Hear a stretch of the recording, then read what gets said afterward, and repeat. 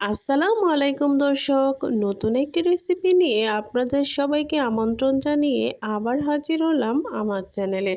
আশা করি সবাই অনেক ভালো আছেন। আজকের রেসিপি মুরগির মাংস দিয়ে বুটের ডাল। বুটের ডাল মোটামুটি প্রায় অনেকেই পছন্দ করে। সকালের নাস্তায় পরোটা কিংবা রুটির সাথে বা গরম ভাত অথবা পোলাওর সাথে খেতেও কিন্তু দারুণ মজা হয়। চলুন রেসিপিটা দেখে আসি। বুটের ডাল করার জন্য আমি প্রথমে বুটের ডালগুলো আমি ভিজিয়ে রেখেছিলাম, তারপর ভালোভাবে ধুয়ে নিয়েছি।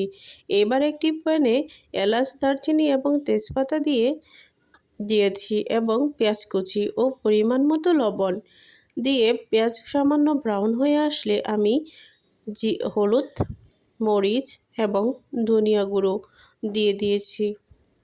এরপর দিয়েছি কাঁচামরিচ বাটা, আদা বাটা, রসুন বাটা এবং সামান্য পেঁয়াজ বাটা। এরপর দিয়েছি ভাজা জিরা গুঁড়ো দিয়ে আমি মাংসটা খুব ভালোভাবে কষিয়ে নিয়েছি। দেখুন তেল উপরে উঠে এসেছে। এই পর্যায়ে আমি মাংসগুলো দিয়ে দিব।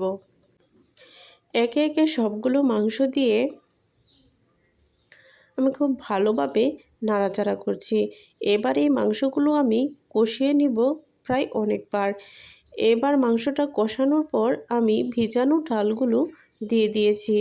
এবার ডালের সাথে যে মাংসটা সেটা আমি কিছুক্ষণ কষাবো। অল্প একটু পানি দিয়ে আমি কষিয়েছিলাম যেন নিচে না লেগে যায়। দেখুন কষানোর পর তেল এবং অল্প একটু পানি উপরে উঠেছে। এ পর্যায়ে আমি চূড়ান্তভাবে ঝোল দিয়ে দিচ্ছি। আমি পরিমাণ মতো এই বাটি দিয়ে 3 বাটি গরম পানি ইউজ করেছি। এবার একটু নাড়াচাড়া করে আমি ঢেকে দিব। এটা একটু নাড়াচাড়া করতে হবে কিছুক্ষণ পর, না হয় নিচে লেগে যাওয়ার সম্ভাবনা থাকে। এ পর্যায়ে দেখুন ডালটা অনেকটা হয়ে গিয়েছে। এবার আমি 7-8টার মতো কাঁচামরিচ দিয়েছি। কাঁচামরিচ দিয়ে কিছুক্ষণ নাড়াচাড়া করে নিব।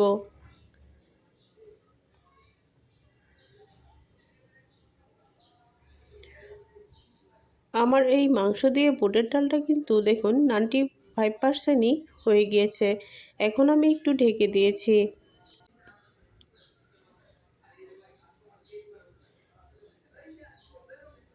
এ পর্যায়ে দেখুন বুটের ডালটা হয়ে গিয়েছে এবং ডালগুলো কত সুন্দরভাবে সিদ্ধ হয়েছে।